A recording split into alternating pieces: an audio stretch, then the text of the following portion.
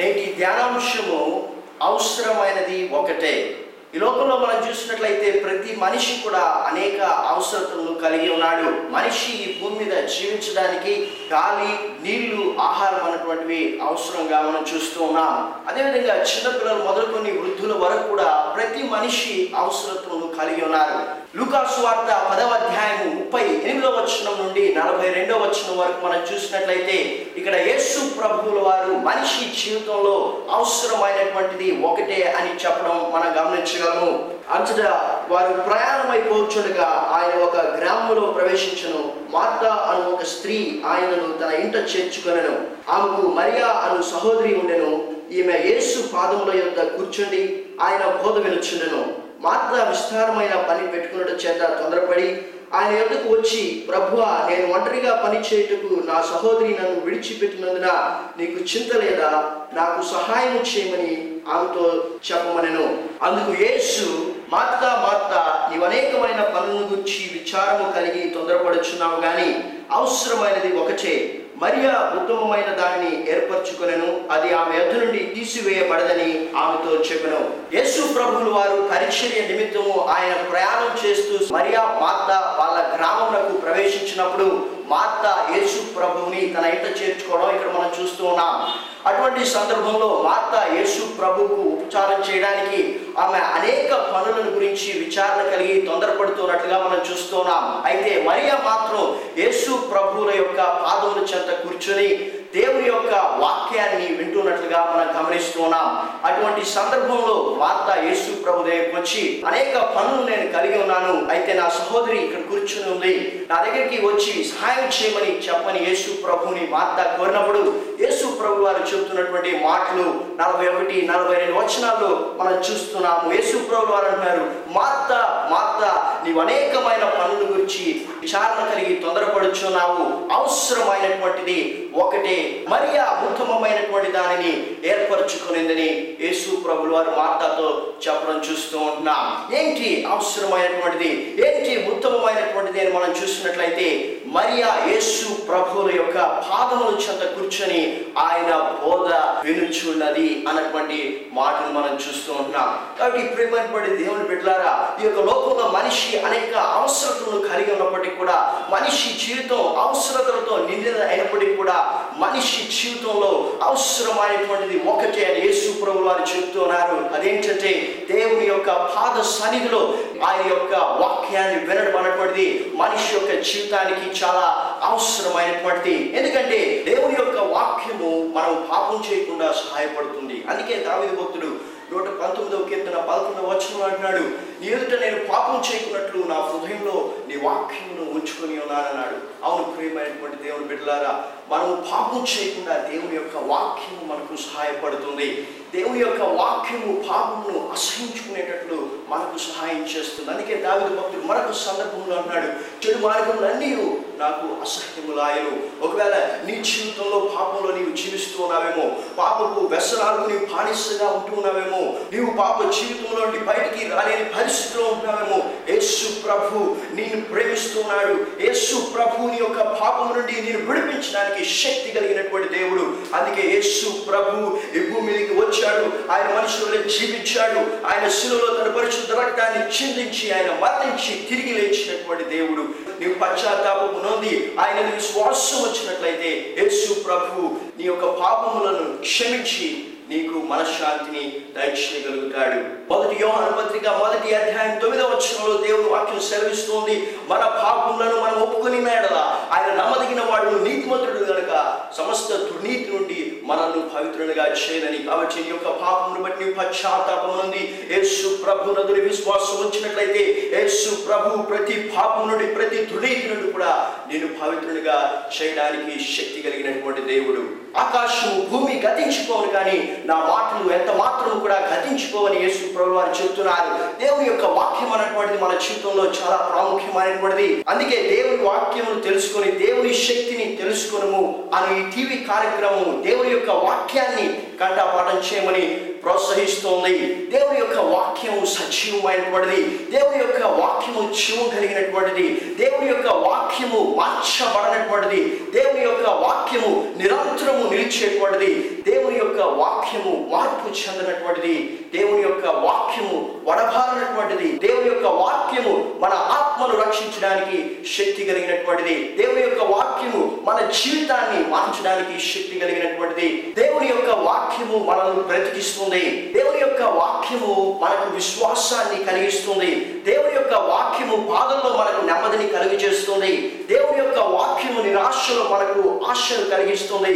దేవుని యొక్క వాక్యము మన ఆత్మను శుద్ధి చేస్తుంది. దేవుని యొక్క వాక్యము మనల్ని పవిత్రులుగా చేస్తుంది. దేవుని యొక్క వాక్యము ఆత్మీయ జీవితంలో మనల్ని జీవింపచేస్తుంది. దేవుని యొక్క వాక్యము మనల్ని సరి చేస్తుంది. దేవుని వాక్యము మనకు ఉపదేశం చేస్తుంది. దేవుని యొక్క వాక్యము మనల్ని ఖండిస్తుంది. దేవుని యొక్క వాక్యము సరైనటువంటి మార్గంలో మనల్ని నడిపిస్తుంది. ప్రియమైనటువంటి వాళ్ళారా, దేవుని యొక్క వాక్యము చాలా ప్రశస్తమైనటువంటిది. దేవుని యొక్క వాక్యము మనకు ఎంతగానో ఆశీర్వాదాన్ని అనుగ్రహిస్తుంది. అందుకే మరియా ఉత్తమమైనటువంటి దానిని, అవసరమైనటువంటి దానిని ఏర్పరచుకునేదని యేసు ప్రభువు వారు చెబుతున్నారు. అవును, నిజంగా మన యొక్క జీవితంలో అవసరమైనటువంటిది ఏంటంటే దేవుని యొక్క పాదముల చెంత చేరి దేవుని యొక్క వాక్యాన్ని వినడమే.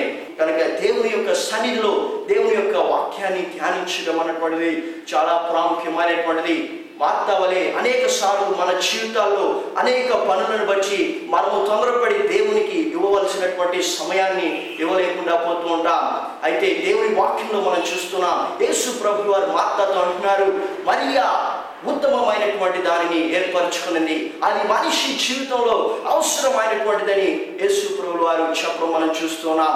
నిజంగా అనేక సార్లు మనం కూడా మార్తా వలె తొందరపడి మనము దేవుని యొక్క సన్నిధిలో సమయాన్ని గడపకుండా, దేవుని యొక్క వాక్యాన్ని ధ్యానించకుండా దేవుణ్ణి ప్రశ్నించే వారిగా ఉన్నాం. మార్తా దేవుని దగ్గరికి వచ్చి చింత లేదా అని ప్రశ్నిస్తోంది.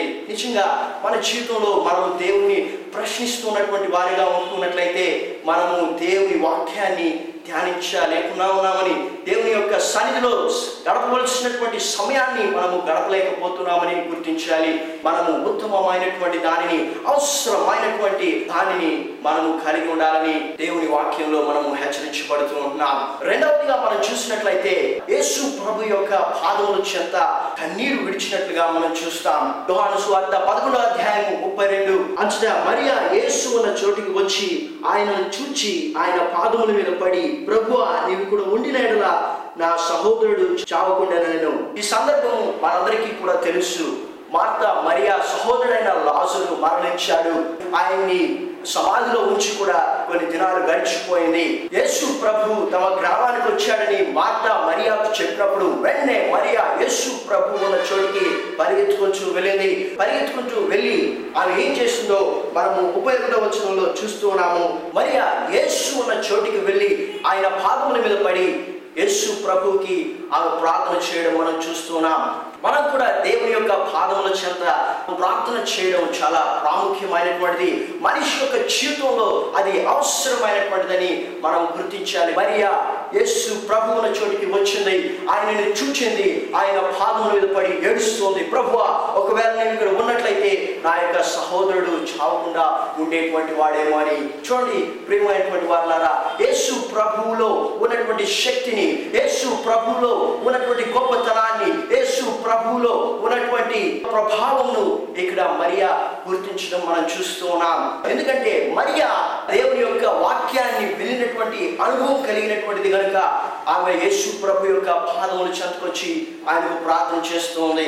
మన జీవితంలో కూడా దేవుని యొక్క పాదముల చెంత సమయాన్ని గడపడం, దేవుని పాదముల చెంత ప్రార్థన చేయడం అనేటువంటిది చాలా ప్రాముఖ్యమైనటువంటిది. మన యొక్క ప్రార్థన జీవితం అనేటువంటిది దేవుని యొక్క వాక్యమును మనం ఎంతగా ధ్యానిస్తున్నామో దానిపైన ఆధారపడుతుంది. నా యొక్క విశ్వాస జీవిత ప్రారంభంలో నేను కేవలం 5 నిమిషాలు మాత్రమే ప్రార్థన చేసేటువంటి వాడిని. అయితే దేవుని కృప వల్ల నేను పరిశుద్ధ గ్రంథం నుండి 1000 వాక్యములు కంఠపాఠం చేశాను.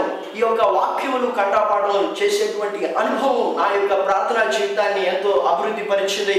కనుక దేవుని యొక్క వాక్యమును మనం ఎంతగా ధ్యానిస్తామో, దేవుని యొక్క వాక్యమును మనలో ఎంతగా ఉంచుకుంటామో అంతగా దేవుని యొక్క సన్నిధిలో మనము ప్రార్థనలో సమయాన్ని గడపడానికి వీలవుతుంది. కనుక ప్రార్థనా జీవితం అనేటువంటిది ఆత్మీయ జీవితంకు చాలా ప్రాముఖ్యమైనటువంటిది. అయితే ఆ యొక్క ప్రార్థనా జీవితం కూడా దేవుని యొక్క వాక్యము పైన ఆధారపడింది.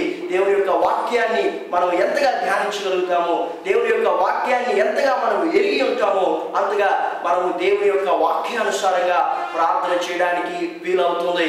అయితే అనేక సార్లు మనము ప్రార్థనకు ఇవ్వాల్సినటువంటి ప్రాముఖ్యతను ఇవ్వలేకపోతున్నాం. అనేక సార్లు మనము ప్రార్థనలో గడపవలసినటువంటి సమయాన్ని గడపలేకపోతున్నాం.